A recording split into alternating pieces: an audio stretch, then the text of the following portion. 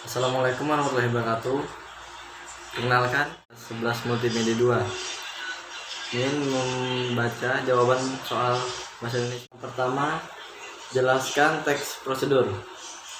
Teks prosedur adalah teks yang berisi cara, tujuan untuk membuat atau melakukan sesuatu hal, langkah demi langkah yang tepat.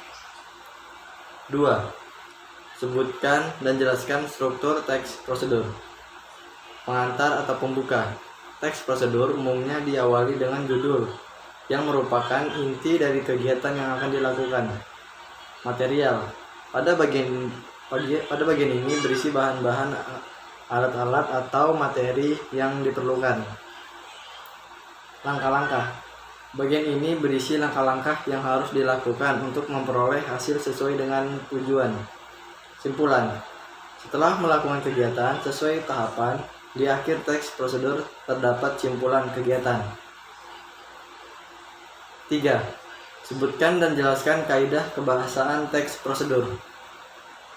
Menggunakan kalimat imperatif, yaitu kata kerja yang menyajikan perintah bagi lawan bicara untuk melakukan suatu tindakan. Pernyataan persuasif yang menyajikan ajakan.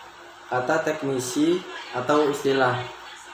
Deskripsi, alat yang sifatnya opsional namun dapat digunakan untuk mendukung informasi pada bagian tahapan. 4.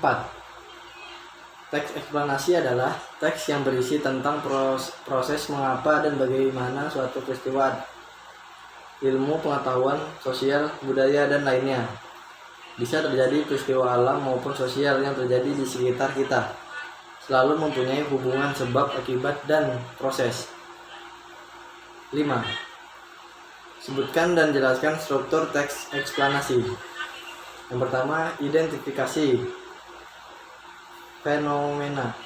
Pernyataan umum tentang topik yang akan dijelaskan, proses kejadian, proses terjadinya, dan proses terbentuknya. Rangkaian fenomena.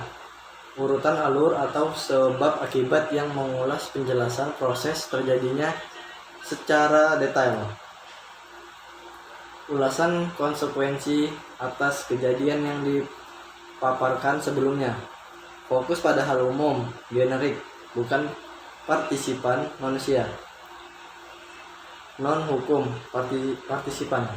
Misalnya gempa bumi, banjir, hujan, dan udara. Dimungkinkan menggunakan istilah ilmiah, lebih banyak menggunakan kata kerja material dan rasional, kata kerja aktif. Soal nomor 7. Sebutkan dan jelaskan struktur teks ceramah.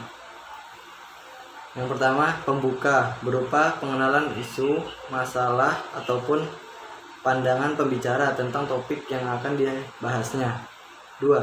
Bagian isi berupa rangkaian argumen pembicara berkaitan dengan pendahuluan atau tesis yang mengemukakan sejumlah fakta dan pendapat. Yang ketiga, penutup berupa penegasan kembali atas pernyataan sebelumnya.